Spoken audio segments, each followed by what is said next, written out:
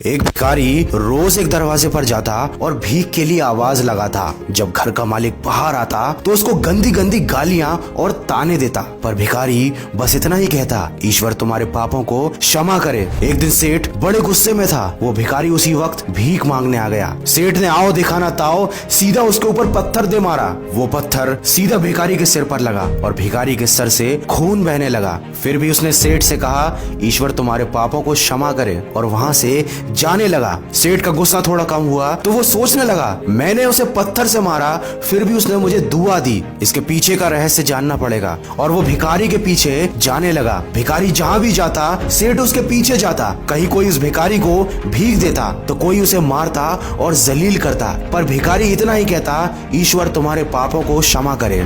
शाम हो गई थी और भिखारी अपने घर लौट रहा था। सेठ भी उसके पीछे था। भिखारी जैसे ही अपने घर लौटा तो एक टूटी फूटी खटिया पर एक बुढ़िया सोई हुई थी, जो उस भिखारी की पत्नी थी। जैसे ही उसने अपने पति को देखा वो उठ खड़ी हुई।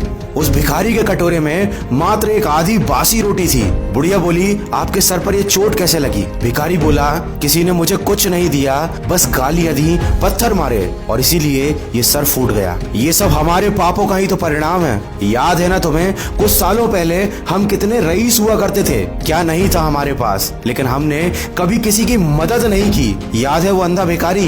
ये सुनते ही बुढ़िया की आंखों में आंसू आ गए। उसने कहा, हाँ हम कैसे भूल सकते हैं, हम उस अंधे भिखारी का मजाक उड़ाते थे, हम उसे कैसे जलील करते थे। वो अंधा भिखारी हमेशा कहता था, तुम्हारे पापों का हिसाब ऊपर वाला करेगा, मैं नहीं। भिखारी ने कहा, पर मैं कभी किसी को बद्दुआ नहीं देता, चाहे कोई मेरे साथ कितनी भी ज्यादती क्यों ना करे, मेरे लब पर हमेशा दुआ रहती है। मैं नहीं चाहता कि जितने बुरे दिन मैंने देखे हैं वैसा कोई और देखे, क्योंकि उनको मालूम ही नहीं कि जाने अनजाने में वो क्या कर रहे हैं। जैसा हमने भुगता है कोई और ना भुगते। सेठ छुप कर ये सारी बातें सुन रहा था। अब उसको सारी बातें समझ में आ गई थी। अगले दिन जब वो भिखारी भीख मांगने उसी सेठ के यहाँ गया तो सेठ ने पहले से ही कुछ रोटियां उसके लिए निकाल कर रखी थी। उसने वो रोटियां भिखारी को दे दी और कहा कि माफ करना बाबा, मुझसे गलती हो गई। भिखारी ने कहा, ईश्वर तुम्हारा भला करे, और वो वहाँ से चला गया। दोस्तों, ये तो बस एक कहानी मात्र थी, लेकिन जिंदगी की हकीकत तो यही है कि हो सके तो बस अच्छा करें। माना कि वो दिखता नहीं तो क्या हुआ, लेकिन सबका हिसाब उसके पास रहता है। वीडियो के अंत में बस इतना ही कहना चाहूंगा कि मनुष्य को